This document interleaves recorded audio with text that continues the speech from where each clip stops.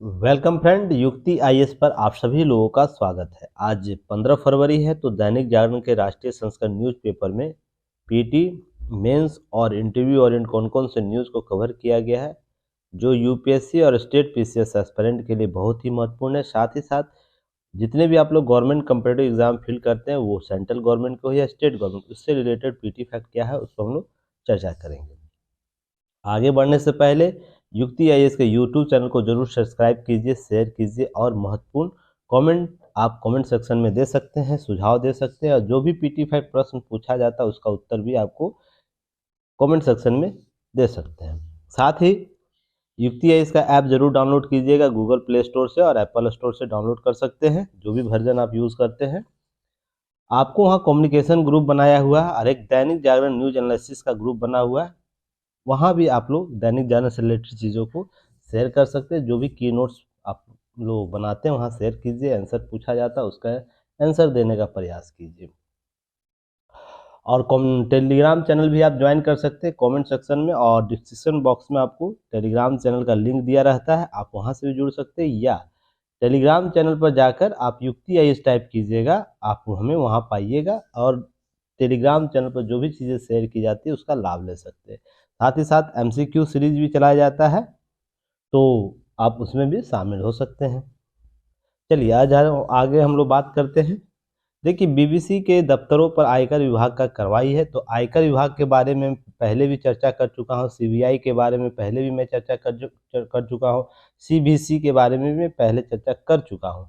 जितने भी भ्रष्टाचार निरोधक संस्थाएं हैं जो इस प्रकार की अनियमितताओं से लेकर बनी है, उसको रोकने के लिए उससे संबंधित सारे आपको एनालिसिस किया जा चुका है। तो पहले के वीडियो जाके आप देख सकते हैं।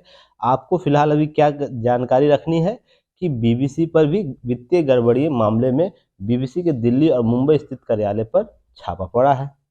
इस छापे का कारण क्या है कि बोला जा रहा है ट्रांसफर प्राइसिंग नियम का यह उल्लंघन किया है। तो यह क्या होता है, यह इंपॉर्टेंट आप लोग के लिए हो जाता है। वो आपको कहीं भी पूछा जा सकता है, पीटी में, मेंस में या इंटरव्यू में इस प्रकार के प्रश्न आपको पूछे जा सकते हैं। इस प्रकार के टर्मिनोलॉजी जब भी चर्चा में रहता है वहाँ से प्रश्न पूछा जाता है, तो उसे क्या करना है, याद रखना है। तो ये देखिए, ध्यान जानकारी रखिएगा ये क्या होता है, यहाँ पे पेपर में अच्छे तरीके से दिया हुआ, तो उसे ही हम लोग देखकर आगे बढ़ेंगे। किसी भी एक कंपनी को कोई विभाग किसी दूसरे विभाग से वस्तु या सेवा की खरीद बिक्री करता रहता है, तो उसके बीच कोई नकदी का आदान प्रदान नहीं होता है, बस उसे अकाउंट में चढ़ा दिया जाता है। आयकर की भाषा में इसे ट्रांसफर प्राइसिंग कहते हैं।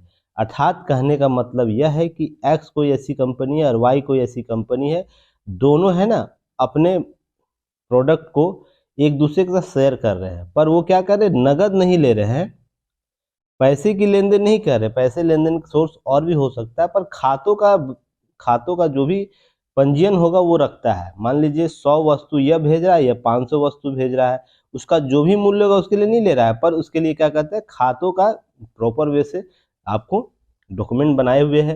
तो इससे क्या होता है, टाइपिंग, इसको आयकर विभाग, इनकम टैक्स विभाग क्या बोलता है, ट्रांसफर प्राइसिंग इसको कहा जाता है। इसका अर्थ क्या होता है, इसके संदर्भ में काफ़ी विवाद पहले से भी रहा है, तभी से इसके लिए आयकर विभाग का नियम बनाए गए हैं। तो ध्यान रखिएगा, संदर्भ यही समझिएगा। और यह लगातार आपको पहले भी, ऐसा नहीं कि घटनाक्रम जो हुआ है मोदी जी के बारे में या तो जो डॉक्यूमेंट्री बनाया बीबीसी उसके बाद विवाद आया, लगातार है ना, लगातार इस पर आपको नोटिस जारी किए गए थे बीबीसी पर। तो आप लोग को पता है ना, जब तावा गर्म होता है तभी लोहा जब गर्म होता है उसी पर हथौड़ा मारा जाता है। तो विवाद पहले से ही है, इस पर नोटिस भेजा जा रहा है, पर इसने कुछ ऐसा विवाद छेड़ा जिससे पूरा यह मेन लाइट स्ट्रीम में आ गया, मीडिया में आ गया। तो इससे क्या होता है कि जो भी संस्था है ना सजग हो जाती है और भी सजग हो जाती है। इसलिए मैं कितनी बार आपको बोला हूँ, तब तक राज्य आप पर कोई भी दोषारोपण नहीं करेगा, कोई भी विवाद नहीं करेगा, जब तक राज्य के संदर्भ में आप चीजें उल्लंघन नहीं करते हैं, उसकी सीमाओं का उल्लंघन नहीं करते हैं। मैंने आप लोगों को पहले भी बताया है ना।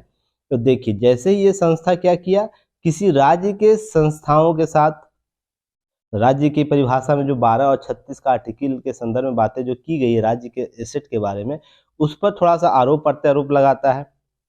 तो जितने भी सिस्टम में है राज्य के एक्टिविटी सिस्टम के अंग हैं वो एक्टिव हो जाएंगे। इसके विरुद्ध युक्त प्रतिबंध की बात करेंगे, क्योंकि ये सख्ती में आता है। अब कोई व्यक्ति विशेष ऐसा बात करेगा कि यह आरोप प्रत्यारोप में लगाया जा रहा है, या हमारे प्रधानमंत्री पीएम के बारे में कुछ ऐसा लिख गया तो जानबूझ के किया जा रहा है। तो मैं आपको पहले ही ये बातें बताया हूँ कि ऐसी राज्य के पास शक्तियां हैं। जब तक आप बच के चल रहे हैं, बच के चलिए, आराम से चलिए। पर जिस दिन आप टारगेट होंगे उस दिन आपकी सारी कुंडली निकाली जाती है, ना। ये हर केस में आपको देखने को, ऐसा नहीं कि वर्तमान की भाजपा सरकार वही करेगी, कांग्रेस की भी सरकार ये करेगी, और भी कई सरकार, अन्य सरकार आएंगी वो भी करेंगी, क्योंकि यह प्रकृति है संस्थाओं का। जो भी नेचर इसका है, संस्था का, जो भी संस्था है, आयकर विभाग हो, सीबीआई हो, ईडी हो, सीबीसी हो, या कोई भी संस्था, राज्य के एसेट के तहत जो भी कार्य कर रहा है आर्टिकल 12 और 36 के तहत, उसकी प्रकृति ऐसे ही युक्त प्रतिबंध लगाने के लिए कार्य और गतिविधि करता है। जैसे कि आपको मैं पहले भी बताया, आपके मौलिक अधिकारों का हनन तब तक राज्य नहीं कर सकती है जब तक आप स्वास्थ्य, सजगता और लोग आपको जो सामाजिक दायित्व का निर्वहन करते हुए कार्य करते हैं। जैसे ही आप इनका उल्लंघन करते, युक्ति प्रतिबंध के संदर्भ में जो भी पॉइंट बताया गया उसका उल्लंघन करते, आपके मौलिक अधिकारों पर राज्य ने आक्षेप लगाती है, रोकने, प्रतिबंध करने का प्रयास करती है।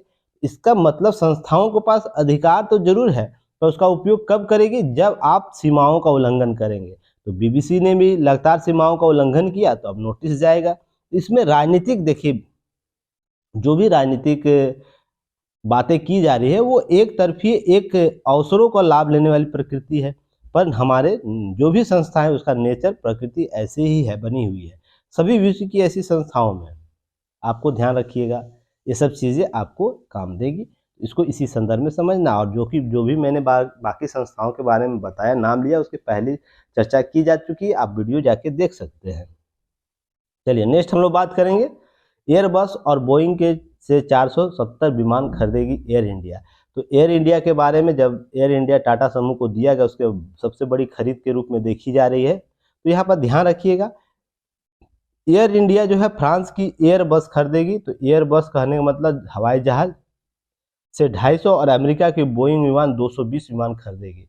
तो यह पीटी फैक्ट के तौर पर पूछा जा सकता है, क्योंकि इस प्रकार के सौदों से ना प्रश्न भी पूछा, जैसे राफेल के बारे में प्रश्न पूछा गया था ना, वैसे ही यहाँ से भी प्रश्न पूछा जा सकता है। इसलिए थोड़ा सा एक्टिव मोड में काम कीजिएगा, पीटी ओरिएंट काम कीजिएगा। यह कुल कितना होगा? 80 अरब डॉलर का कुल सौदा कहलाएगा, बनेगा। तो इसमें बहुत सी चीज़ें और भी है, पर ध्यान रखना है कि फ्रांस की कौन सी कंपनी है, अमेरिका की कौन सी कंपनी है, अमेरिका की कंपनी से कितना विमान खरीदा जाएगा और फ्रांस की कंपनी से कितना विमान खरीदा जाएगा। तो ये सब थोड़ा सा पीटी फैक्ट याद रखना है। चलिए नेक्स्ट हम लोग बात करेंगे सॉरी, इससे पहले देखिए 2005 में, इससे पहले एयर इंडिया जब सरकार के स्वामित्व में था, तो 111 विमान खरीदा गया था एयरबस से, और बोइंग के 68 विमान खरीदे गए थे। तो इससे पहले कौन सा हुआ था सौदा, ये भी याद रखना है। और एक दो क्वेश्चन का आंसर आप लोग फटाफट बता दीजिए। एयर इंडिया का अधिग्रहण टाटा समूह ने कब किया है? ये थोड़ा सा डेट जरूर याद रखिएगा, कमेंट सेक्शन में इसका उत्तर बताइएगा। साथ ही साथ इस पर वर्तमान एयर इंडिया के जो निदेशक हैं कौन है, क्योंकि इस प्रकार के, देखिए, पीटी फैक्ट आपसे पूछा जा सकता है। सरकार की एजेंसी थी जो बाद में एयर इंडिया, जो पहले एयर इंडिया हुआ करती थी टाटा समूह की ही, सरकार राष्ट्रीयकरण किया गया, सरकार उसको अपने हाथ में ली, फिर उसके बाद सरकार उसे पुनः उसे टाटा समूह को सौंप दी, सारी प्रक्रिया को अपनाते हुए। तो यहाँ पर चीज़ें देखिए, टेक्नोलॉजी है, पहले भी मैं चर्चा कर चुका इन सब चीज़ों पर, तो बात हम लोग बाद में करेंगे। चलिए, और ये कब तक आ जाएगा? 2025 के मध्य तक आ जाएगा। इसे भी थोड़ा सा रखिएगा याद, ताकि कभी प्रश्न पूछ दे तो आप लोग से मिस ना हो। नेक्स्ट हम लोग बात करेंगे, नीचे आ जाइए। देखिए, एक यहाँ पर आपको देश के एएसआई जो संरक्षित 24 स्मारक अभी भी गायब है। तो जानते हैं, भारतीय पुरातत्व सर्वेक्षण विभाग जो है उसके अधीन सारे जितने भी स्मारक हैं, जो भी पुरातात्विक साक्ष्य, उसी के अधीन कार्य करती है। तो यहाँ पर 2-3 प्रश्न का उत्तर दीजिए। पहले भी मैं बात कर चुका हूँ इसके संदर्भ में। पूरा जो भारतीय पुरातात्विक सर्वेक्षण विभाग है किस मंत्रालय के अधीन काम करता है? पहला क्वेश्चन का आंसर आप लोग को देना है। इसकी स्थापना कब की गई, प्रथम इसके निदेशक कौन थे, वर्तमान निदेशक कौन है, दोनों आपको उत्तर देना है इसके संदर्भ में। चलिए नेक्स्ट हम लोग बात करेंगे। देखिए करीब 3700 से अधिक केंद्रीय स्मारक और उसमें से आपको ASI जो है, ASI जो पुरातात्विक विभाग, सर्वेक्षण विभाग, उसके अंतर्गत का 37 विभाग केंद्रीय स्मारक के तौर पर इसे चिन्हित किया गया। तो ध्यान रखिएगा, जिसमें से उत्तर प्रदेश 743 और कर्नाटक के 506 स्मारक है जो सर्वाधिक रूप से जाने जाते हैं इसके अधिग्रहण क्षेत्र में। यहाँ पर ध्यान रखना है कि 2013 के महानियंत्रक लेखा परीक्षक CAG ने अपनी एक रिपोर्ट दी थी 2013 में।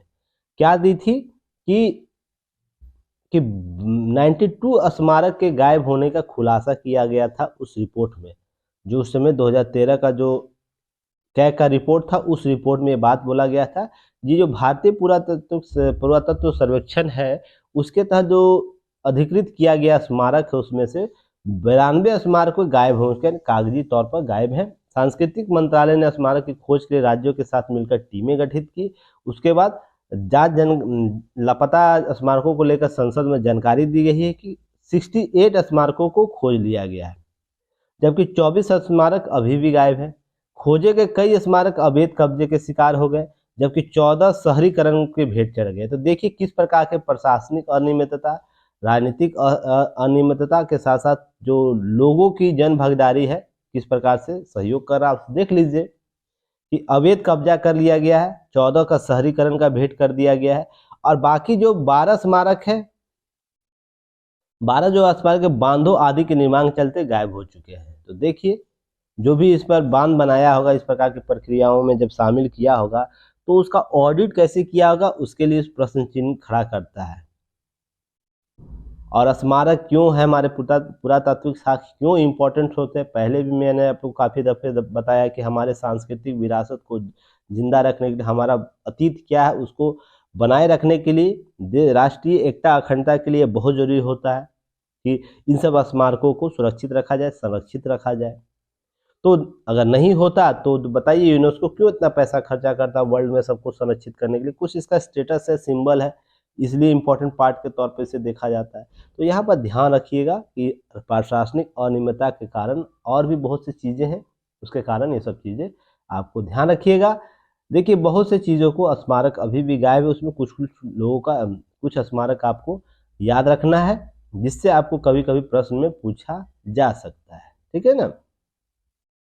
जैसे आप मिर्जापुर का याद रखिएगा, उसके बाद लखनऊ याद रखिएगा, गोघाट लखनऊ याद रखिएगा, मध्य प्रदेश का सतना जिला में शिलाखेल है, दिल्ली का स्थित 12 खंबा कब्रिस्तान याद रखिएगा, उत्तराखंड का कुटुम्ब मंदिर जो कुटुम्बरी मंदिर है द्वारा घाट अल्मोड़ा उसे याद रखिएगा, राजस्थान के टोंक जिले में नागर स्थित किला जो है शिलालेख वो भी याद रखिएगा, और राजस्थान के बारन स्थित 12वीं सदी का मंदिर जो है वो भी शामिल है इसमें। तो ध्यान रखिएगा ये सब कम से कम आपको याद रखना है, ताकि कभी प्रश्न पूछ दे तो ये साक्ष्य क्या, वैसे तो आपको याद रखना चाहिए पुरातात्विक साक्ष्य, तो आपको कहीं ना कहीं इस सबसे प्रश्न आपको लगातार पूछे जाते हैं, तो इन सब चीज़ों को ध्यान रखना है। चलिए एक देखिए केस स्टडी आपके पास फिर आ गया है ना, एथिक्स के पेपर 4 में आप लोग पढ़ते होंगे ना। लिव एंड रिलेशन पार्टनर जो होता है, लिव इन पार्टनर जो रहते हैं, हत्या कर फ्रिज में छिपाया 100 और अगले दिन कर ली शादी इस व्यक्ति विशेष के द्वारा। अब देखिए यहाँ बात है कि हमारी सांस्कृतिक जो है ना विरासत किस रूप से आगे बढ़ रही है और लोग उसे किस रूप से देख रहे हैं, ये सबसे इम्पोर्टेंट पार्ट है। आपको यहाँ से केस स्टडी के तौर पर यही पूछा जा सकता है कि क्या बदलते सामाजिक परिवेश में लिव एंड रिलेशनशिप जो कॉन्सेप्ट है, कहने का अर्थ शादी से पहले वैवाहिक तौर पर एक साथ रहना, एक लड़के लड़की का एक साथ रहना, उसके साथ सामाजिक दायित्व का निर्वहन करना और उसे अपने आप को एक दूसरे व्यक्ति विशेष के द्वारा एक दूसरे को जानना, उसके बाद इस स्थिति में पहुंचना कि हम एक दूसरे के साथ और आगे की जिंदगी जी सकते हैं, उस स्थिति को लिव एंड रिलेशनशिप पार्टनरशिप कहते हैं। ध्यान रखिएगा कि इस स्थिति में फिर लड़की भी स्वतंत्र होती है, लड़का भी स्वतंत्र होता है। एक दूसरे को अगर अनबन हो जाएगा या किसी प्रकार से अगर लगेगा नहीं तो दोनों म्यूचुअल रूप से एक दूसरे से अलग हो सकते हैं, कोई दबाव नहीं डालता है। पर ध्यान रखिएगा 2 कंडीशन याद रखिएगा इस केस स्टडी के तौर पर। जो अभी आएगा उससे पहले की स्थिति में बता रहा हूँ। ऐसे रिलेशनशिप में जब भी विवाद होता है, जब भी विवाद होगा, मान लीजिए व्यक्ति दोनों राजी हो जाते शादी करने के लिए या किसी प्रकार से अनबन हो जाता है, शादी होता है तो चलिए सभी चीज़ें ठीक हो जाती है। जब आपके पास सभी चीज़ पॉजिटिव में है तो उसका कभी नेगेटिव पार्ट नहीं दिखता है, पर जब वो नेगेटिव हो जाए तो उसमें हर चीज़ नेगेटिव नज़र आएगी ना। तो एक चीज़ देखिएगा, जब भी मान लिया अनबन हुआ और इस स्थिति में पहुंचा कि ये दोनों व्यक्ति विशेष क्या कहेंगे कि हम शादी नहीं करेंगे, आगे जीवन नहीं व्यतीत करना चाहते, अगर मान लीजिए इस स्थिति में, तो महिला अधिकार जो महिला व्यक्ति होता है वो पुरुष व्यक्ति पर क्या करता है, हमेशा क्या करता है, प्रताड़ना का केस लगाता है। प्रताड़ना या तो शारीरिक शोषण की बात करता है। पर ध्यान रखिएगा इस स्थिति में लिव इन रिलेशनशिप में दोनों एक रजामंदी से आते हैं, और ऐसे केस हजारों केस कोर्ट के पास गए हैं। ऐसा नहीं कि मैं अपनी बातों से कह दे रहा हूँ या इंडिविजुअली ऐसी बातें कर रहा हूँ, बहुत से ऐसे केस पहुंचे हैं जहां पर लिव एंड रिलेशनशिप में अलग हुए दंपति के द्वारा, जो भी अलिखित दंपति है, जो स्वयं को दंपति मानते हैं, उनके द्वारा जो महिला पुरुष होगी उनके द्वारा क्या किया जाता है, बोला जाता है कि हमारे पास शारीरिक प्रताड़ना किया गया है, मौखिक प्रताड़ना किया है, और इसके बाद सजा भी व्यक्ति विशेष को मिल सकती है। ऐसी बहुत से केस आपको पहले गया हुआ है। तो लिव एंड रिलेशनशिप पार्टनरशिप में एक प्रश्न पहले से ही इसका है। दूसरा आप देखिए, ये हुआ यह मामला जहां पर क्या हुआ कि इस व्यक्ति विशेष निशा निक्की यादव को क्या हुआ कि उनको इस क्रम में हत्या कर दी गई, गला दबाकर। उसके बाद उसके शव को क्या किया गया, ढाबे में रखा गया, और उसके बाद जब यह प्रक्रिया हो गई उसके बाद दूसरा वो शादी कर लेता है। तो ये भी एक डीमेरिट फैक्ट आता है कि इस प्रकार की स्थिति में है ना, क्या सरकार किस प्रकार से कार्य करे। हालांकि हमारे जो भारतीय सामाजिक दायित्व है, सामाजिक रहन सहन है या सामाजिक शादी प्रकृति जो है, इस प्रकार की इजाज़त नहीं देता। यह यूरोपियन कंट्री का क्या है, यह यूरोपियन कंट्री का अपनाया गया तकनीक है या विधि है, जिसमें क्या करता है, जहां पर सिंगल जो सिस्टम है दंपति का उसके लिए वैलिड माना जाता है। वहां पर वैचारिक रूप से 18 के बाद सभी लड़की या लड़का दोनों स्वतंत्र होते हैं अपने निर्णय लेने के लिए, और वहां पर ऐसे सोसाइटी डेवलप है जहां पर इसे स्वीकृति मिली हुई है और इसको किसी प्रकार का बुरा भी नहीं माना जाता उस सोसाइटी में। पर हमारे यहाँ इस प्रकार की स्वीकृति क्या कहता है, एक सामाजिक है ना, असामाजिक प्रकृति मानी जाती है, असामाजिक चलन माना जाता है। तो इस प्रकार से बचने की जरूरत है। देखिए, हम कितनी भी यूरोपियन कंट्री का है ना, यूरोपियन कंट्री के वेशभूषा, रहन सहन या उसके वैवाहिक संबंध के संदर्भ में जो भी चलन है, अगर उसे अपनाते हैं तो भारतीय संस्कृति क्या उसकी अनुमति देती है? सोच के देखिएगा स्वयं से, आपका वजूद क्या है, सबसे इम्पोर्टेंट पार्ट है। आप नैतिक रूप से कितना जवाबदेह हैं, इसका एक जीता जागता एग्जाम्पल आपको यहाँ पर देखने को मिल जाएगा। यहाँ पर देखिए, महिला शोषण का एक अलग ही रूप देखने को मिलता है, और ये सब विवाद हमेशा आपको देखने को मिलेगा। वो आफ्ताब का मामला हो, या यह साहिल गहलोत का मामला हो, या झारखंड के पाकुड़ जो दुमका जिला में जो हत्याकांड हुआ था उसमें ये सब मामले हो, जो निर्णय लिए जाते हैं दो व्यक्ति विशेष के द्वारा, और उसमें जो दोनों व्यक्ति विशेष क्या होता है, उसमें जो वैचारिक रूप से अंतर जो होता है ना, उसमें ये चीज़ें आपको अक्सर देखने को मिल जाएगा। और इसका साइड फैक्ट ये भी है, बहुत से ऐसे कपल है इस प्रकार के रिलेशनशिप में रहकर अपना जीवन यापन जी रहे हैं और बाद में जाकर शादी विवाहिक संबंध भी स्थापित करते हैं, वैवाहिक जो भी रीति रिवाज उससे शादी करते हैं। इसका एक भी फैक्ट है। देखिए, हम किसी कॉन्सेप्ट को किस संदर्भ में देख रहे हैं, किस संदर्भ में यूज करें, वो व्यक्ति विशेष मेल और फीमेल पर डिपेंड करेगा।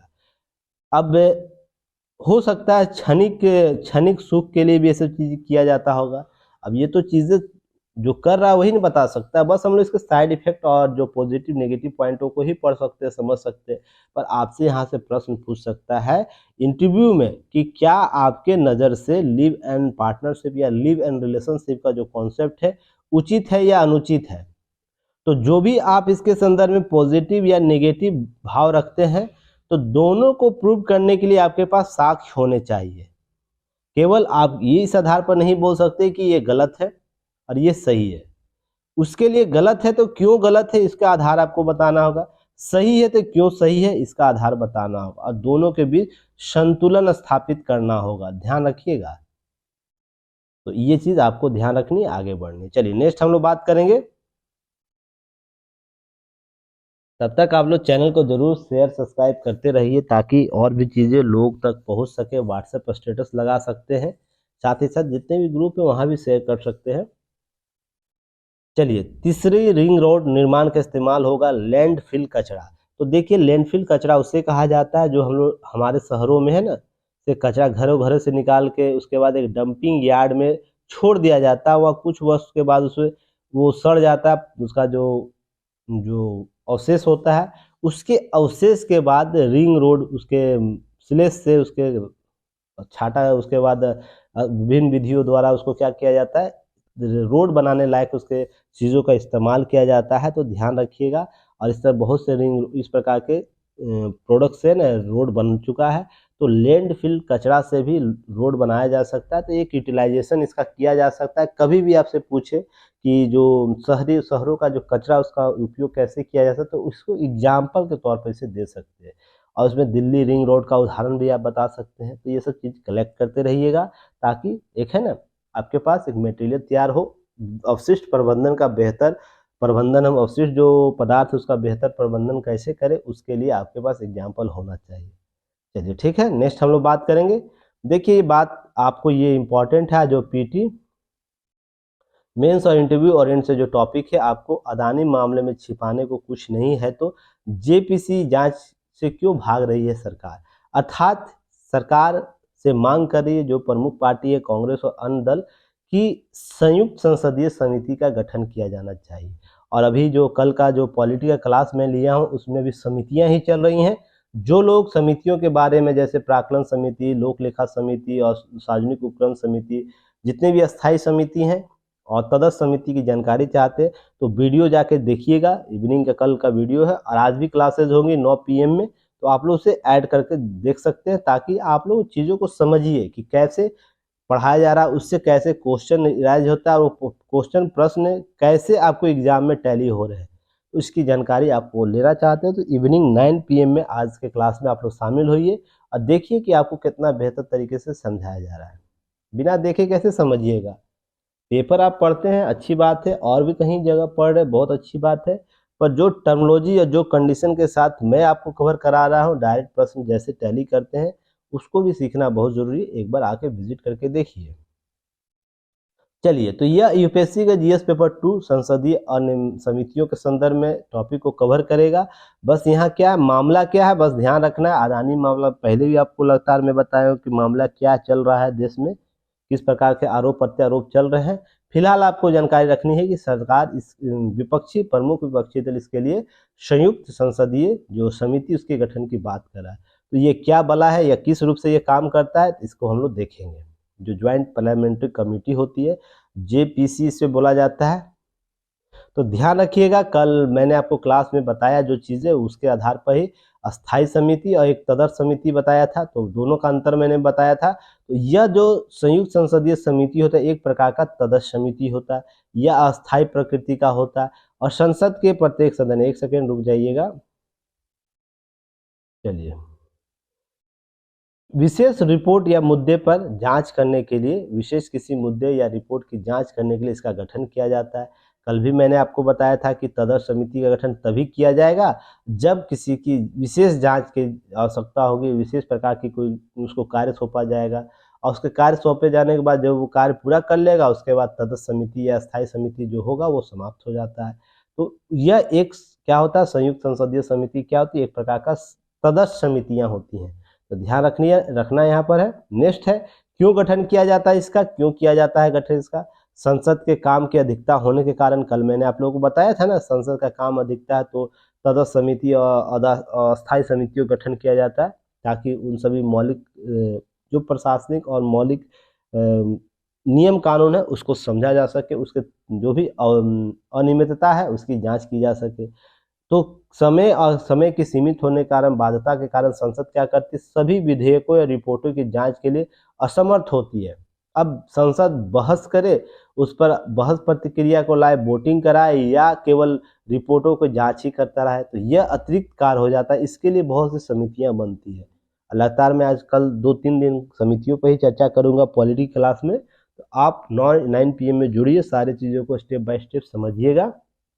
तो ध्यान रखिएगा, ऐसे अलग अलग विधेयकों, मुद्दों और संसद में पेश की गई रिपोर्टों की जांच के लिए, उनके परीक्षण के लिए अलग अलग समिति गठित की जाती है और जाती रहती भी है। बहुत सी कमेटियों का गठन किया जाता है। इसी में संयुक्त संसदीय भी उसी का उद्देश्य को ध्यान में रखते हुए गठित किया जाता है। तो ऐसा नहीं कि हर बार संयुक्त संसदीय समिति का गठन किया जाएगा। अभी तक 8 बार गठित किया गया है, तो ध्यान रखिएगा इन सब चीज़ों को। अब ध्यान रखना यह है कि संयुक्त संसदीय समिति गठन करने के लिए सदन में एक प्रस्ताव पारित करना होता है। ऐसे ही नहीं आप इसे ला सकते, इसको सदन में प्रस्ताव पारित करना होगा, दूसरे सदन द्वारा उसका समर्थन होगा। अर्थात लोकसभा में लाया जा रहा है तो लोकसभा में पहले प्रस्ताव लाइए, तब राज्यसभा से इसका अनुसमर्थन लीजिए। अगर राज्यसभा नहीं देता है तो ये कमेटी नहीं बैठेगी। या राज्यसभा में लाया जा रहा है तो राज्यसभा में प्रस्ताव लाया जा रहा है तो लोकसभा से इसका अनुसमर्थन लीजिए।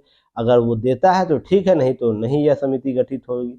अर्थात एक में प्रस्ताव आएगा तो दूसरे में से उसको समर्थन प्राप्त करना होगा। यहाँ पर नेक्स्ट है कि जितनी समितियों सदस्यों को नियुक्ति किया निर्णय क्या करेगा, नियुक्ति लेने का निर्णय संसद द्वारा ही किया जाएगा। इसके सदस्य लोकसभा राज्यसभा दोनों से होते हैं। आपको मैंने बताया भी बहुत से समितियों क्या होता है। बस आपको ध्यान रखना है, कुछ समितियां ऐसी है जिसका केवल लोकसभा से ही होगा, बाकी सारे लोगों का दोनों से मिलकर बनेगा। तो यहाँ पर चीजें ध्यान रखना। नोट यहाँ याद रखना है क्या, समिति के सदस्यों की संख्या निश्चित नहीं होती है, लेकिन फिर भी इसमें एक प्रकार के सदस्यों के क्या होगी, सदस्यों की नियुक्ति की जाती है। अधिकांश पार्टियों में इसमें प्रतिनिधित्व करने का मौका मिलता है, अवसर होता है।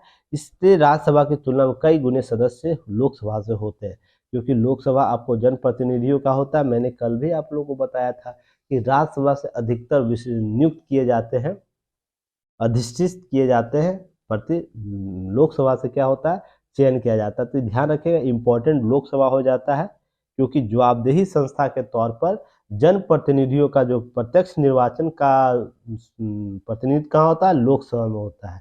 इसलिए इंपॉर्टेंट लोकसभा के अधिक लोगों को शामिल किया जाता है। अब संयुक्त संसदीय की प्रकृति कैसी होती है, इसे आपको जानकारी होनी चाहिए। जो भी संयुक्त संसदीय गठित की जाएगी उसकी प्रकृति कैसी होगी, तो उसकी प्रकृति मौखिक या लिखित रूप से साक्ष्य संग्रह करने के या मामलों के दस्तावेजों की मांग करने के लिए अधिकृत की जाती है। किसी भी दस्तावेज की जांच करेगा। अब मान लीजिए इसी अंबानी के अदानी के मामले में होगा, तो समिति अगर गठित हो जाती, क्या करेगा वो, साक्ष्य संग्रह जो भी है वो संग्रह करेगा। संयुक्त संसदीय जो भी मेंबर होंगे उस पर अपना विचार विमर्श करेंगे, अपना राय देंगे, बहुत से लोगों का राय भी मांगेंगे। उसके बाद इस पर अपना जो भी रिपोर्ट है प्रस्तुत करेंगे। अगर वैलिड होगा तो कार्रवाई की जाएगी, अनवैलिड होगा तो समाप्त हो जाएगी। तो ये सब चीज़ें आपको ध्यान रखना है। अब यहाँ पर है कि जनहित मामलों को छोड़कर समिति की कार्रवाई तो निष्कर्ष गोपनीय रखा जाता है। यह मुख्यतः गोपनीय संस्था के रूप में काम करता है।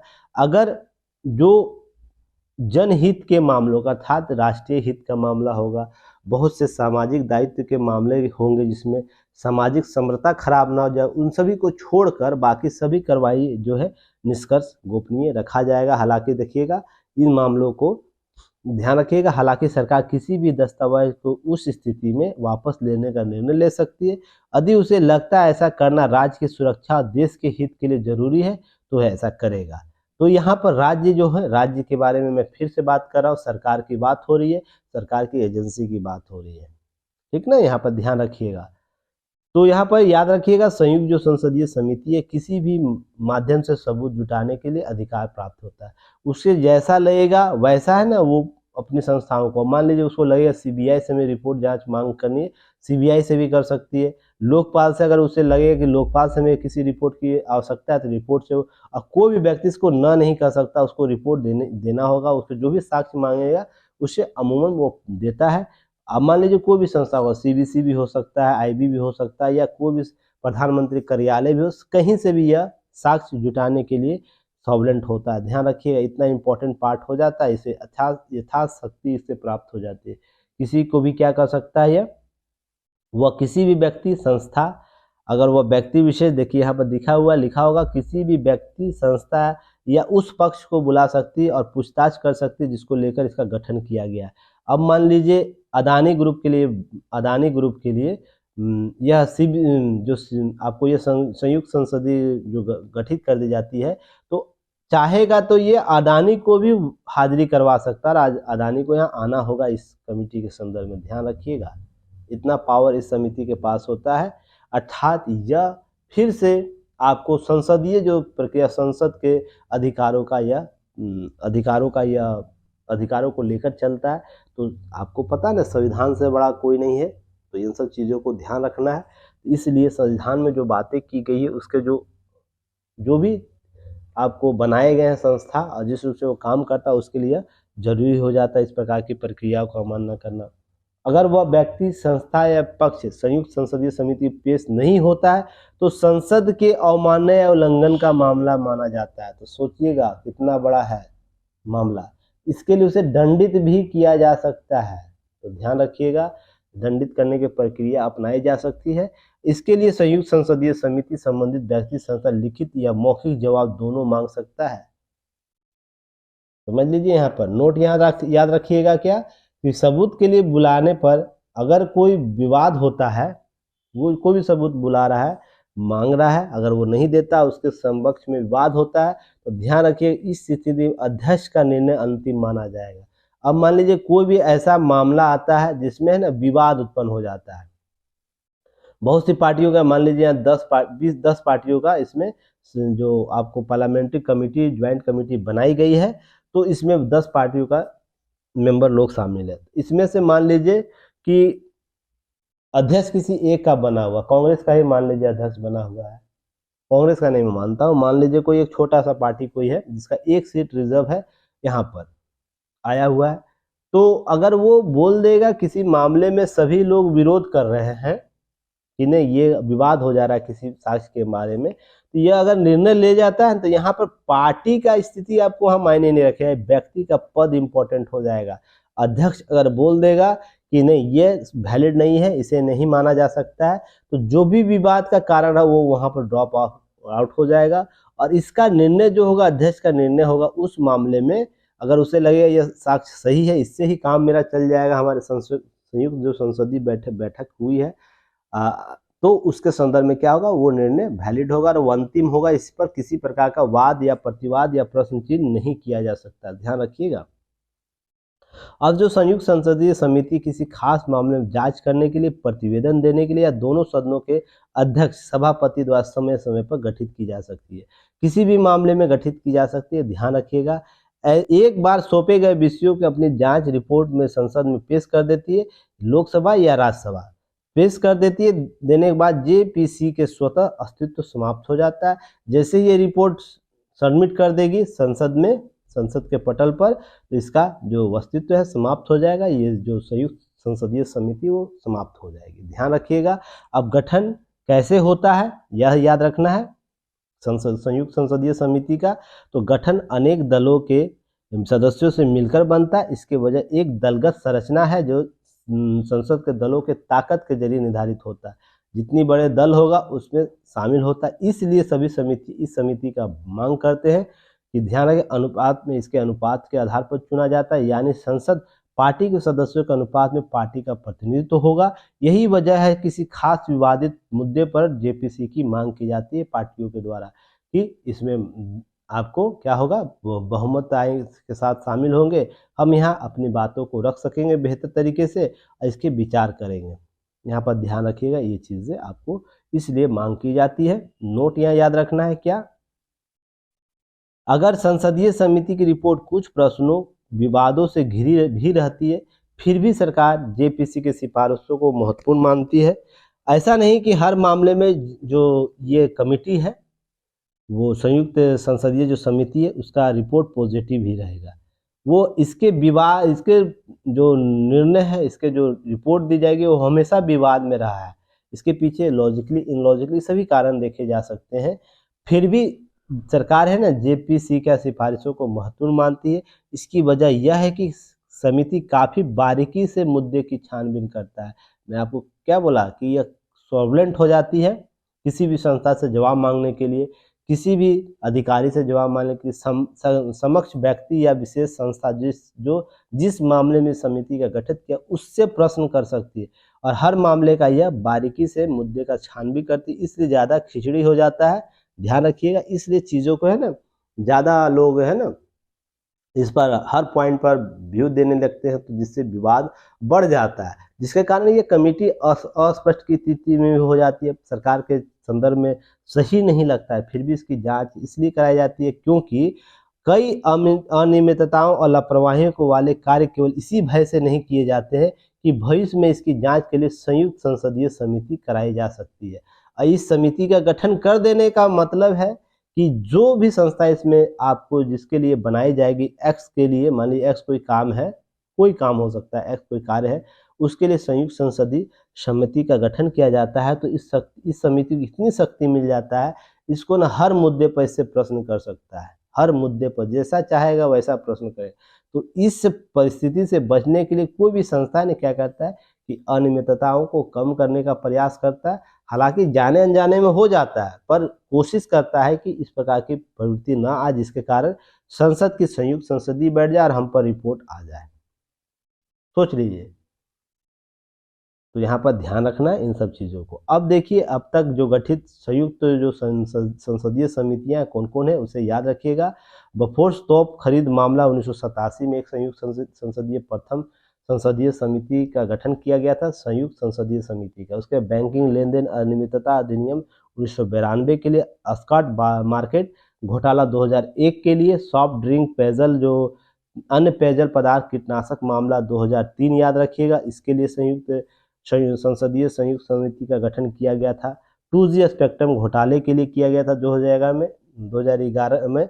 VIP चॉपर घोटाले में 2013 के लिए, चॉपर अर्थात हेलीकॉप्टर के लिए बात यहाँ की गई थी, उसमें इसका संयुक्त संसदीय समिति का गठन किया गया है। उसके भूमि अधिग्रहण पुनर्वास विधेयक 2015 में, उसके नागरिकता संशोधन अधिनियम 1955 में जो संशोधन किए गए थे NRC के संदर्भ में, 2016 में आपको इसके लिए संयुक्त संसदीयों का गठन, समिति का गठन किया जा चुका है। तो कुल 8 बार अभी तक किया जा चुका है। तो ये सब चीज़ें ध्यान रखने की बात है।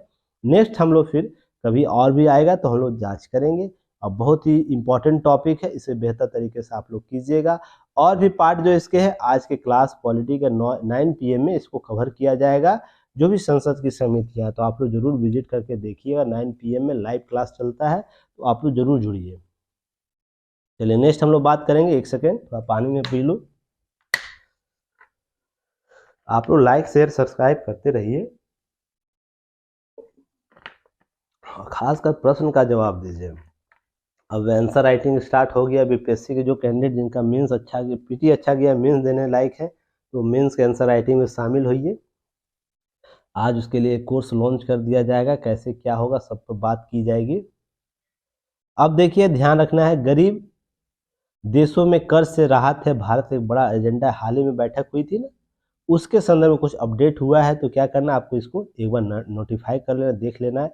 G20 में आपको ये चीज़ें अपने गरीब और विकासशील देशों के यानी ग्लोबल साउथ के देशों की समस्या सामने के लिए PM नरेंद्र मोदी वाले अमल करने की कोशिश गति दी जा रही है। इसके लिए बैठकें आयोजित की जा रही है, तो ध्यान रखिएगा, इस पर आपको प्रश्न किया जा सकता है। इस पर हाल ही में साउथ के लिए आपको मीटिंग भी हुआ था।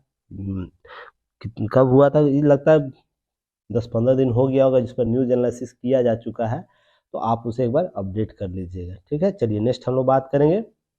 देखिए, जो अपडेट किया जा सकता है, जिस पर विस्तृत जानकारी देनी मैं स्वतः दे दूंगा।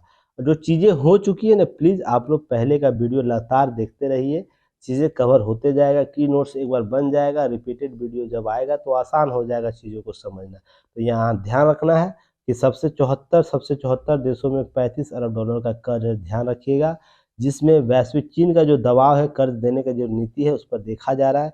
और इसमें कहा जाए, अगर गरीब देशों को कर्ज का बोझ कम करना है तो चीन को, जाम्बिया, दूसरे अफ्रीकी देशों को मदद के लिए जल्दी से आगे आना होगा। विश्व बैंक की रिपोर्ट 2022 के मुताबिक दुनिया के सबसे गरीब 74 देशों की कुल $75 अरब कर्ज है। इसका तकरीबन 37% जो है $11 अरब चीन का है, ध्यान रखिएगा। 37% जो चीन कर्ज देता है। कोरोना महामारी के बाद कर्ज की राशि क्या वो तेजी से बढ़ी है। वर्ष 2000 जो पिछले वर्ष जो G20 बैठक हुई थी, गरीब देशों के कर्ज माफ करने के मुद्दे पर बात हुई थी, लेकिन जताया चीन का रुख बहुत अस्पष्ट था। क्यों नहीं स्पष्ट होगा, इतनी बड़ी राशि वो लगाए हुए हैं। चीन की तरफ से कर्ज माफी की स्थिति साफ किए बगैर इस मुद्दे पर आगे नहीं बढ़ सकी, अर्थात देश जो भी है, गरीब देश कर्ज के दर में डूब रहा है, क्योंकि अपने विकास के लिए उन्होंने कर्ज लिया, पर अनियमितताएं बहुत होती है, तो इसके वजह से ये सब चीज़ें होने लगता है। तो ये सब आपको अपडेट रखना है, ध्यान रखना है, ठीक है। चलिए नेक्स्ट हम लोग बात करेंगे नीचे। अब आ जाइए नीचे सीधे इधर न्यूज उस लायक नहीं है। अब देखिए, एक रेलवे स्टेशन संदिग्धों को पकड़ेगा थ्रेट डिटेक्टेड सिस्टम, ये नया इनोवेशन किया गया है। तो ये क्या होता है, इसके बारे में जानकारी आपको होनी चाहिए। कहीं भी आपको अगर एग्जाम्पल पूछे कि हम कैसे एसेट का बेहतर प्रबंधन कर सके, प्रयोग कर सकते, इसके लिए आपको एग्जाम्पल यह दिया जा सकता है। रेलवे स्टेशन या कोई भी ऐसा सार्वजनिक परिसर है, एयरपोर्ट है, ऐसे कई तमाम भीड़ भाड़ वाले जगहों पर इस तकनीक के माध्यम से हम क्या कर सकते हैं, संदिग्ध की जानकारी प्राप्त कर सकते हैं। उसको कैसे काम करेगा, 3 लेयर का यह सिस्टम बनाया गया है, प्रदान किया गया थ्रेट डिटेक्टिव सिस्टम का। और ये क्या करे, आर्टिफिशियल इंटेलिजेंस पर काम करता है। डिवाइस करने की मदद से क्या, कैंपस के भीतर कहीं भी, मान लीजिए सार्वजनिक स्थल है या वहाँ पर कोई एक व्यक्ति ऐसा अनफिट आचरण कर रहा जो जो संदिग्ध रूप से जाना जाता है, उसको स्कैनिंग करेगा, उसके बारे में जानकारी करेगा। स्पेशल कोडिंग युक्त कैमरा सिस्टम से हर व्यक्ति के हाव भाव को परखेगा, और उसके बाद उसको जो सक्षम अधिकारी उसको मैसेज करेगा, या तो आप उसके लिए व्यवस्थाएं जो होगी वो आपको सूचित करेगा उसको। साथ ही कैंपस के मौजूदा कोई व्यक्ति अपने साथ क्या सामान लाया है, क्या ले जा रहा है, इसका भी ब्यौरा डिवाइस के पास रहेगा। ऑटोमेटिक स्कैन करेगा, जो भी मान लीजिए एक व्यक्ति हाथ में कुछ लेकर जा रहा है, तो उसको स्कैन करेगा, उस क्या लेकर जा रहा है, क्या वो सही है, गलत है, संदिग्ध वस्तु है, तो इसके लिए वह लावारिस सामान के भी देखने के लिए काम करेगा। तो बहुत ही इनोवेटिव ये आइडिया डिवाइस है, जो आने वाले समय में जो स्टेशनों पर, सार्वजनिक स्थलों पर जो ह्यूमन के द्वारा जांच किया जाता है, उस प्रक्रिया को समाप्त करने के प्रयास रहेगा। तो एक बेहतर इनोवेटिव है, तो इसे भी याद रखिए, थ्रेट डिटेक्टिव आपको सिस्टम। तो ऐसे ही आप, अगर आपसे प्रश्न कभी पूछ दे कि सार्वजनिक स्थलों, भीड़ भाड़ों पर अगर हम पहचान करते वस्तु का, जितना वस्तु होता है और संदिग्ध जो व्यक्ति होता है, संदिग्ध वस्तु होता है, उससे हम कैसे जानकारी हासिल करें। जो जो हमारा जो महकमा लगा हुआ है, अधिकारियों का, कर्मचारियों का मेन पावर जो लगा, उसको कम कैसे किया जाए, उसको सुरक्षित कैसे किया जाए, इस सभी का एग्जाम्पल आप इस तरीके से जो इनोवेशन होता है उससे दे सकते हैं। या सूचना प्रौद्योगिकी, या तो इस प्रकार का जो टेक्नोलॉजी, हम इसे कैसे प्रबंधन में यूज़ कर सकते हैं। बार बार आपको है ना, अपशिष्ट प्रबंधन के संदर्भ में टेक्नोलॉजी की बात की जाती है, तो आप ऐसे बहुत से इनोवेटिव आइडिया डेवलप करके बता सकते हैं, ऐसे सिस्टम किया जा सकता है। और जो इनोवेटिव होता है उसी का सिलेक्शन होता है, ध्यान रखिएगा। बस रटा रटाई चीज़ों को कवर नहीं करना है। मैं बार बार बोलता हूँ आप लोग को। देखिए, पिछड़ रही है प्लास्टिक के कचरे से सड़क बनाने की योजना, इस पर भी आप लोग को एक केस स्टडी मिल गया है, ध्यान रखिएगा, ये केस स्टडी के तौर पर होगा। सरकार बहुत सी योजनाएं लाती है, जोर शोर से लाती है, उसका एकदम कैसे कैसे एक दुल्हन को सजाया जाता है, शादी के दिन पूरे पूरे 16 श्रृंगार किया जाता है, पर कुछ वक्त के बाद ही वो 16 श्रृंगार धीरे धीरे उतर जाता है और नॉर्मल लाइफ जीने लगती है, होता है ना। और उसको इस प्रकार की प्रक्रिया से गुजरना पड़ता है। तो देखिए, ऐसे ही है, कोई योजनाओं को 16 श्रृंगार कराया जाता है, जिस दिन योजना लॉन्च होता है, तो कुछ वक्त के बाद ये नॉर्मल हो जाता है। इसी के लिए केस स्टडी यहाँ पर आपको देखने को मिल जाता है, कैसे कि इस पिछड़ रही प्लास्टिक सड़कें क्यों पिछड़ रही है।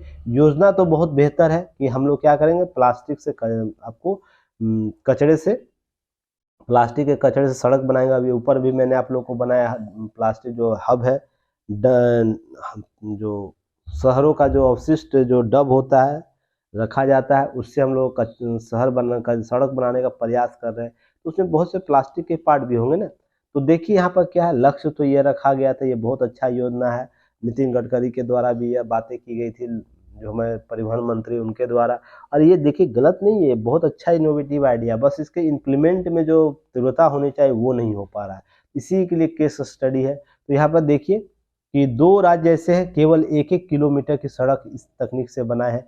प्लास्टिक कचरे का इस्तेमाल किया। अगर उत्तर प्रदेश 334 किलोमीटर और कर्नाटक 97, छत्तीसगढ़ 86 और मध्य प्रदेश 65 जैसे राज्यों में अपेक्षाकृत ठीक ठाक प्रदर्शन न होता है और अभी खराब होने की स्थिति में है। तो यहाँ पर देखिए बात यहाँ दी गई है कि प्लास्टिक कचरे से कितना सड़क किलोमीटर बनाया गया। ध्यान रखिएगा, उड़ीसा और बंगाल ऐसे दो राज्य हैं जो एक एक किलोमीटर सड़क ऐसी नहीं बनी जिसमें प्लास्टिक अवशिष्ट का इस्तेमाल किया गया। अर्थात दो राज्य ऐसे हैं जहां पर प्लास्टिक सड़क का जो बनाने की प्रक्रिया है प्लास्टिकों से जो बनता है उससे नहीं बना है। तो यह कहीं ना कहीं इम्पोर्टेंट पार्ट है। तो यहाँ पर ध्यान रखिएगा, लगातार डिक्रीज हो रहा है, नीचे गिर रहा है। 2018, 19, 20, 21, 22, 23 आपको ध्यान रखना है आंकड़ा कैसे 20-21 में सर्वाधिक किलोमीटर बना था और उसके बाद लगातार गिर रहा है। और कैसे गिर रहा है इसके लिए आपको बहुत से तकनीकी ज्ञान चाहिए। उसके बाद जो भी इन्वायरमेंट है हमें उसे उस रूप से बनाना होगा। कुछ राज्य ऐसे हैं जहाँ पर बेहतर प्रबंधन किया गया, तो ध्यान रखिएगा कि उनमें आपको राज्य, और देखिए यहाँ पर 15% कम कर देता है यह जो यूज होता है, तारकोल का यूज होता है उसका। अरुणाचल प्रदेश, असम, गोवा, गुजरात, जम्मू, हिमाचल प्रदेश, झारखंड, मणिपुर, पंजाब, उत्तराखंड अभी तक खाता भी नहीं खोला है। तो ध्यान रखिएगा, ये सब राज्य का नाम रखिएगा याद, ताकि एग्जाम्पल में आए, केस स्टडी के तौर पर आए कि योजना तो बहुत बेहतर था, इसका प्रचार भी बहुत तरीके से किया गया कि ये टेक्नोलॉजी से सड़क बनाने की प्रक्रिया आसान हो जाएगी, पर ऐसे राज्यों के द्वारा कैसे इसका उपयोग किया जा रहा है, राज्यों में इसकी प्रगति क्या है, इसको धरातल स्तर पर क्या देखते हैं, इसका केस स्टडी ऐसा है। चलिए नेक्स्ट हम लोग बात करेंगे, दुनिया के लिए संकट मोचन बनता भारत। ये लगातार पहले भी मैंने आप लोग को बताया था, जब ऑपरेशंस किया जा रहा था तो सारे जगह आपको जो आपदाओं में भारत सहयोग रहता है, उसी की बात यहाँ की जा रही है। तुर्की और सीरिया की बात की गई है। केवल सक्षम देश ही त्वरित एवं प्रभावी सहायता प्रदान कर पाते हैं। उसमें देखिए भारत का नाम है, बहुत ही अच्छा सुखद अनुभव होता है कि विश्व में जब भी ऐसी विपदाएं आती है तो भारत का नाम उसमें जरूर होता है, जहाँ पर वो उस विपदा से बाहर निकालने के लिए भारत सरकार और भारत के जो सक्षम अधिकारी है, कर्मचारी है, जो भी बचाव कर्मी दल है, वो प्रथम पंक्ति में नजर आते हैं। और याद रखिएगा, आपकी पहचान तभी हो सकती है जब हमेशा प्रथम पंक्ति में आप शामिल हो। तो इसमें देखिए अभी तक 201 बचाव कर्मी और 170 चिकित्सक कर्मी उतरे हैं। आपको भारत के जो तुर्की में चलाया गया ऑपरेशन मित्र के तहत याद रखिएगा। केवल ध्यान रखिए, अजरबैजान, इजराइल और फ्रांस ऐसे देश है जो भारत से अधिक कर्मी भेजे हैं वहाँ पर, जबकि चिकित्सकों के दल में भारत सबसे ज़्यादा भारत भेजा है।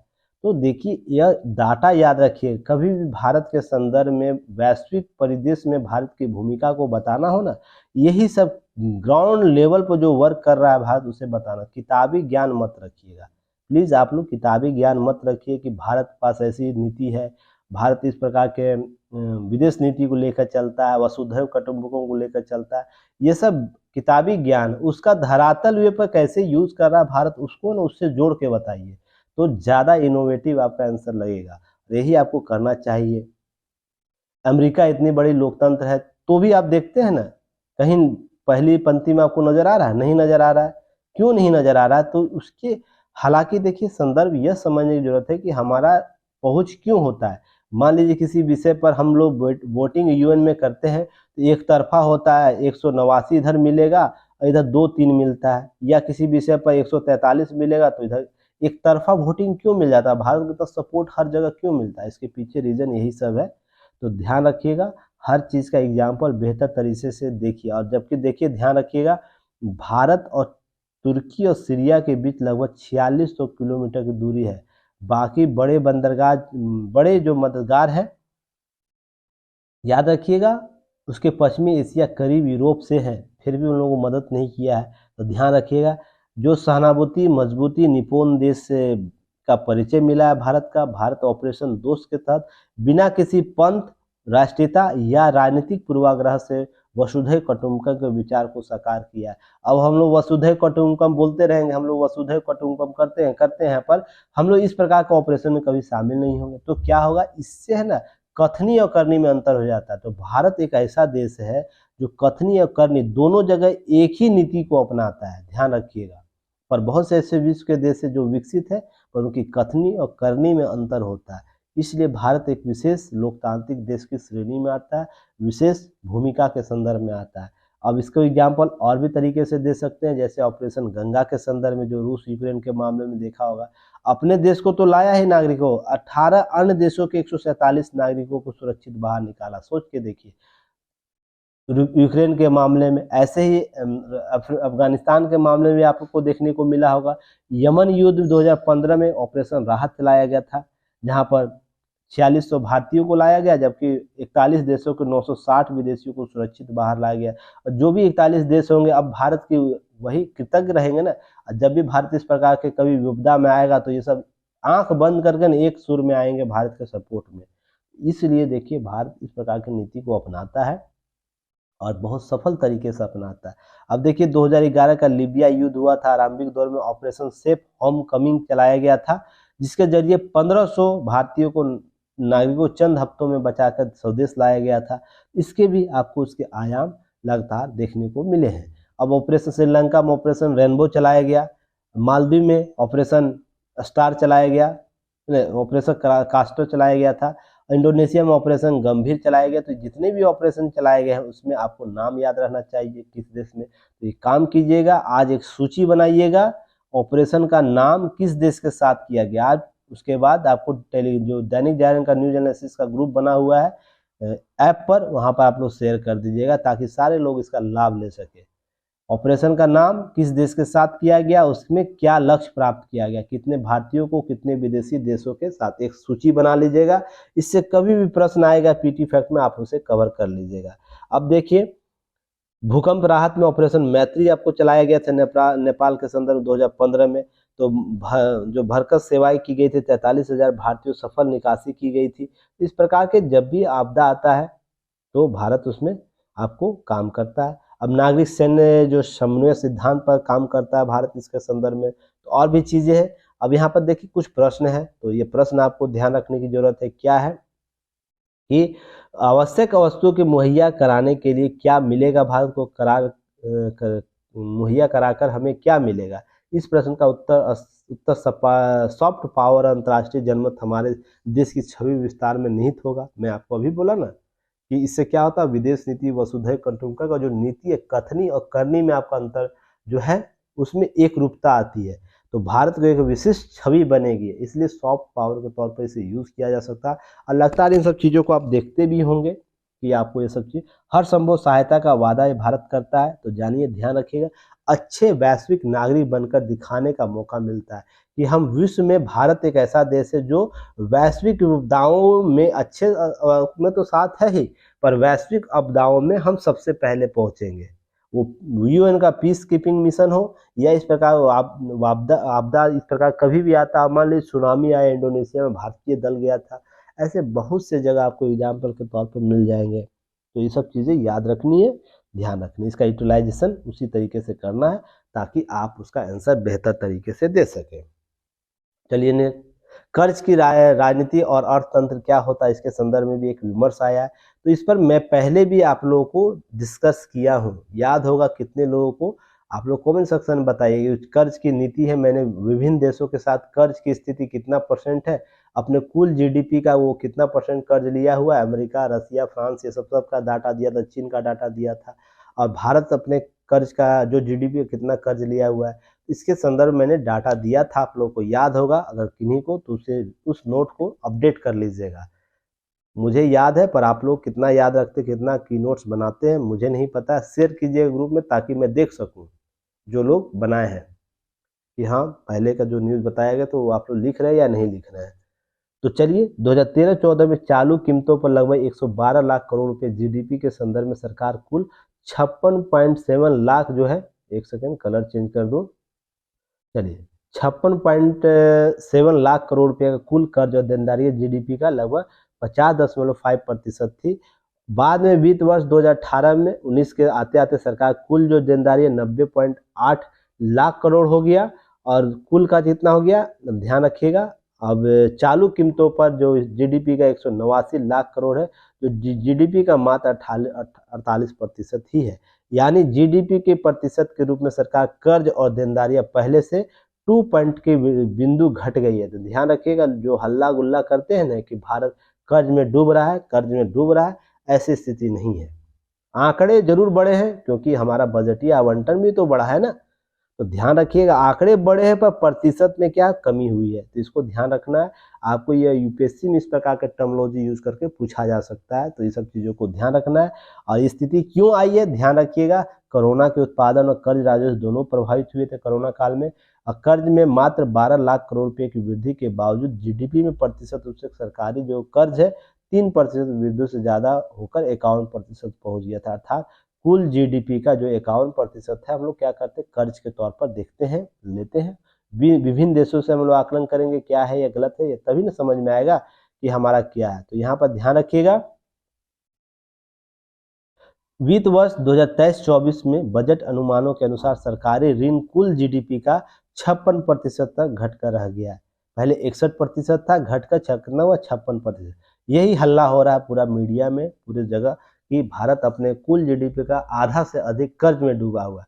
पर इसके विस्तार में हम लोग कैसे समझेंगे कि भारत की स्थिति क्या है, जब हम आकलन करेंगे तब ना। अब ये चीज आधार देखिए, घर में 5 बच्चे हैं, 5 में कौन बुद्धिमान है, कौन शक्तिशाली है, हम कैसे जांचेंगे? कोई मानक होगा ना, मानक के आधार पर ही ये चारों व्यक्ति की स्थिति को समझ पाएंगे, इसमें से कौन मजबूत है, कौन सबल है, कौन ज़्यादा बुद्धिमान है। तो उस मानक को हम लोग देखते हैं क्या है, तभी समझ में आएगा कि अन्य देश कितना कर्ज लिए, भारत क्या लिए। तो यहाँ पर देखिए आंकड़े दिए गए हैं, मैं दिखाता हूँ। यहाँ पर देखिए आईएमएफ के अनुसार 2021 में अमेरिका सरकारी ऋण जो जीडीपी का 122%, अर्थात 100 रुपया उसके पास कुल आय है और उससे अधिक उसके पास 122 रुपये का कर्ज है, अर्थात 22 रुपया अतिरिक्त है। तो इस देश में क्या ऐसी नीति होगी, पर उसका जीडीपी इतना व्यूज है, इतना बड़ा है कि वो चीज़ों को संभाल सकती है।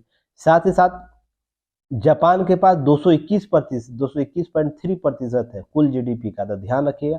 अब भारत के पास मात्र 54.3% था 2021 के आंकड़े के अनुसार। तो ध्यान रखिएगा, आईएमएफ का रिपोर्ट यह बोलता है। तो यह आईएमएफ का रिपोर्ट जब ऐसा बोल रहा है तो भारत की स्थिति इन देशों के अनुपात में सही है ना। तो ध्यान रखिएगा, आईएमएफ चीन के पास आंकड़ा नहीं हो तो चीन भी इसी आसपास का रहेगा, पर अन्य स्रोतों के क्या है, अन्य स्रोत से जानकारी ये मिलती है कि चीन के पास 79.2% अपने जीडीपी का है। तो सोच के देखिए, हमारा जो पड़ोसी देश है वो भी इस रूप से अपना नीति अपना। अब जर्मनी है, जर्मनी एक ऐसा देश है जहाँ पर आपको देखते हैं कि 46.3% जो भारत से थोड़ा कम है। तो ध्यान रखिएगा यहाँ पर, तभी हम इसका आकलन कर सकते हैं कि भारत की स्थिति क्या है, अन्य देशों की स्थिति क्या है। तो अन्य देश का देख रहे हैं, किसी का 221% है, किसी का 122% है, किसी का 79% है। तो आपको यहाँ ध्यान रखना, क्या हम कर्ज में डूबे हुए? बिल्कुल नहीं कर्ज में डूबे।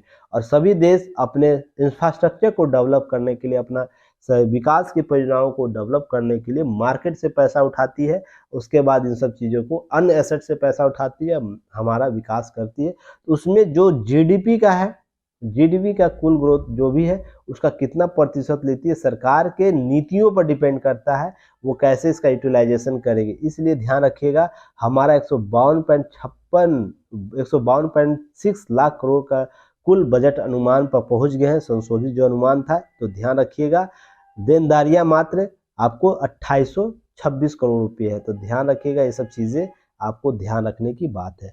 अर्थात 1950 में आपको कितना था, देखिए 1950 में 2865 करोड़ रुपया कुल अन्न और देनदारियाँ थी। वर्तमान में आप 22 और 23 की बात करें तो 152.6 लाख करोड़ तक पहुंच गई। तो ये आंकड़ा जरूर बढ़ा है, क्योंकि हम लोग का मात्रा भी तो बढ़ा है ना, जीडीपी ग्रोथ का मात्रा जो है, जो ह्यूज अमाउंट है वो भी तो बढ़ा है। अब इसकी तुलना हम ऐसे करेंगे कि उस समय 2865 करोड़ मिलता था, हमारे पास कर्ज था, वर्तमान में 152 लाख करोड़ है।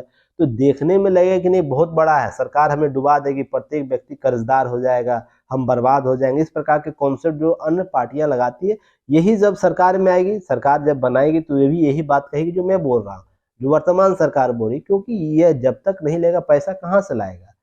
हमें मान लीजिए एक पुल बनाना है, 10,000 करोड़ का पुल बनाना है, तो उसके लिए कहाँ से पैसा लाया जाएगा?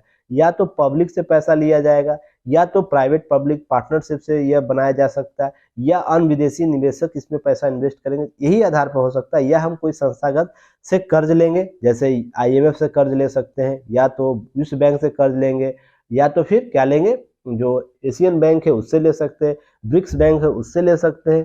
तो क्या होगा, यह हम विभिन्न संस्थाओं से कर्ज लेकर ही नहीं से पूरा करेंगे। और ऐसे कितनी योजनाएं हैं भारत सरकार के द्वारा। तो आप है ना इसके संदर्भ में समझिए का इसका यूटिलाइजेशन कैसे किया जा रहा है। और 2019 में सरकारी ऋण जो है, अमेरिका का जो वर्ष 2019 में सरकारी ऋण है, जो GDP प्रतिशत रूप में 93.1% था, जो अब बढ़कर 122% हो गया। तो सोच के देखिएगा, उतना बड़ा राष्ट्र अगर चिंतित नहीं है तो हम और आप कैसे हो सकते हैं। सरकार अगर सही तरीके से काम कर रही है तो इसका मतलब है कि वो कहीं ना कहीं चीज़ों को समझ रही होगी ना। तो यहाँ पर समझने की बात है। आपको मैं कितनी बार बोला कि वो भी पार्टी है, अभी कांग्रेस कांग्रेस है विपक्ष में, तो ये क्या करेगी, जो वर्तमान सरकार है उसका पैर खींचेगी। यही भाजपा कल विपक्षी पार्टी बन जाएगी, कांग्रेस या अन्य कोई पार्टी बनेगी उसका ये पैर खींचेंगी। हमारे यहाँ सिस्टम ये है, हमारे यहाँ सिस्टम यह नहीं है कि हाँ इसको बेहतर बनाने के लिए कुछ 10 पॉइंट बता दो, कोई नेता के पास नहीं है। वो सभी में हमारे राजनीतिक ताना बाना ऐसा बना हुआ है, पर सरकार में जाएगी तो ज्ञान देगी कि ऐसे करना चाहिए, वैसे करना चाहिए, ऐसे होगा। पर चाहिए कि हमारे यहाँ क्या होना चाहिए, अगर हम उन्नत लोकतंत्र को डेवलप करना चाहते हैं, सरकार को भी चाहिए कि कुछ पॉइंट बता रहा है तो हम उनके पॉइंट को ना शामिल करें, उनके बेहतर पॉइंट को। तभी तो एक बेहतर तरीके से एक लोकतांत्रिक व्यवस्थाओं को कायम किया जा सकता है। बस केवल हर चीज़ में नेगेटिव नहीं निकाला जा सकता, कुछ पॉजिटिव पॉइंट है तो उसे बताने की ज़रूरत है विभिन्न दलों के द्वारा। हाँ, आप इस चीज़ों और सरकार को इस पर विचार विमर्श करने की ज़रूरत है, तो देखिए कितना अच्छा लोकतंत्र आपको विकसित हो जाएगा। पर हमारे यहाँ क्या है कि हमारे यहाँ छोटे-छोटे चीज़ों में बटा हुआ चीज़ है, बटे हुए विचारधाराएँ हैं, तो ये सब चीज़ों को ध्यान में रखना है, आगे बढ़ना है। चलिए नेक्स्ट हम बात करेंगे। नेक्स्ट बात यह करेंगे कि हिंदी साहित्य दिवस मनाया जा रहा है। एक पहला तो आप इसको पहले ले लीजिए कि अगली राष्ट्रपति चुनाव में भारत के मुल्क के जो है निक्की हैली चुनाव लड़ेगी, अमेरिकी चुनाव का। आप देखिए क्या स्थिति होती है। ब्रिटेन में तो भारतवंशीय बन चुका, अब अमेरिका की बारी है, देखिए क्या होता है, वेट एंड वॉच कीजिएगा। तो आपसे प्रश्न जरूर पूछा जाएगा। उसके बाद एक और है, यहाँ पर देखिए फिजी में नांदी शहर में 3 दिन मंथन करेंगे दुनिया के हिंदी प्रेम के जो दीवाने लोग हैं, वो विश्व हिंदी दिवस मनाया जा रहा है। आपको 2023 आपको नांदी शहर फिजी में, तो ये PT फैक्ट के तौर पर आपको पूछा जा सकता है। ये 12वां आपको विश्व हिंदी दिवस के रूप में मनाया जाएगा, तो इसको याद रखना है। चलिए नेक्स्ट हम लोग बात करेंगे, एक और PT फैक्ट आज याद रखना है। शहाबुद्दीन चप्पू बने बांग्लादेश के 22वें राष्ट्रपति के रूप में निर्विरोध चुने गए, क्योंकि उनका जो दल है अवामी दल 350 संसदीय सीट जो वहाँ पर है, उसमें से 302 सदस्य अवामी लीग के पास है, अर्थात निर्विरोध ये चुने गए हैं शहाबुद्दीन चप्पू। तो इनका नाम याद रखिएगा, इनका नाम आपको एग्जाम में पूछ सकता है। चलिए नेक्स्ट अब कल हम लोग बात करेंगे। उससे पहले एक है, आप लोग को विटामिन D के बारे में इम्यूनिटी सिस्टम के संदर्भ में जानकारी होनी चाहिए, क्योंकि साइंस टेक के एग्जाम में आपको साइंस के सेक्टर में इस प्रकार के विटामिन से बहुत से प्रश्न पूछे जाते हैं। क्यों जरूरी है सूरज की रोशनी, इसके बारे में जानकारी दी गई है, एक बार पढ़ लीजिएगा। इसको ज़्यादा ज्ञान ज़्यादा अर्जित करने के लिए बस जानकारी होनी चाहिए, ताकि आपके दैनिक जीवन में भी इसका उपयोग किया जा सके, इसका लाभ लिया जा सके। ठीक है, चलिए अनेक लाभ इसके होते हैं, वो भी आप लोग यहाँ जानकारी ले लीजिएगा। वसा में घुलनशील विटामिन है जो आपको, चलिए क्वेश्चन का उत्तर आप लोग दीजिए। जल में घुलनशील विटामिन कौन कौन है, वसा में घुलनशील विटामिन कौन कौन है। तो चलिए इस लिस्ट को आप लोग आपको शेयर कर देना है। कमी के कारण लक्षण क्या होते हैं, मांसपेशियों में दर्द होगा, हड्डियों में जोड़ों में दर्द होगा, थकान का आलस होगा, अवसाद, बालों का झड़ना, ये सब क्या कमी का कारण विटामिन D का। लक्षण क्या है इसके बारे में बता देगा। इसको हम कैसे अर्जित कर सकते हैं, तो इसे अर्जित करने के लिए क्या गोली भी आती है, प्लस आप धूप में आप ले सकते हैं। देखिए 400 से 600 आपको क्या कहते हैं प्रतिदिन आवश्यकता होती है। IQ 15 SMG तक इसे 19 वर्ष या उससे अधिक उम्र के पुरुषों के लिए जरूरी है। 800 ICU 220 mg प्रतिदिन जरूरत होती है 70 वर्ष से अधिक उम्र के लोगों के लिए। यह आपको यहाँ पर बताया गया है, एक स्पेशल चीज़ है। तो आपको ये सब चीज़ें याद रखनी चाहिए ताकि आप लोग चीज़ों को शामिल कर सकें। चलिए नेक्स्ट कल फिर हम लोग एनालिसिस करेंगे नए वीडियो एनालिसिस के साथ, न्यूज़ एनालिसिस के साथ, तो फिर मिलते हैं। और जो भी चीज़ें बताई जा रही उसमें शामिल होइए, टेस्ट सीरीज दीजिए, टेस्ट लगातार आप देते रहिए, डेली हैबिट बनाइए। और जो भी क्लासेज है अब धीरे धीरे अपडेट सब हो जाएंगे, सारी चीज़ें शामिल हो जाएंगी। आज आपको ये क्लास नहीं हुआ Dainik Jagran sorry daily current affairs और जीएस कैप्सूल सुबह का, क्योंकि जसवाल सर यहाँ से भी निकले हैं, शाम तक पहुँच जाएंगे घर, तो उसके बाद कल से उनका क्लास रेगुलर हो जाएगा। मैं तो ले ही रहा हूँ अभी। जीएस कैप्सूल आपको कैसा लग रहा है वो भी आपको, जीएस कैप्सूल का जो बैचेज है वो, साथ ही साथ आपको डिकोड सीरीज भी दिया जा रहा है, सभी का लाभ लीजिए। छोटी पर मोटी बातें आप लोग याद रखिए। चलिए धन्यवाद, जय हिंद।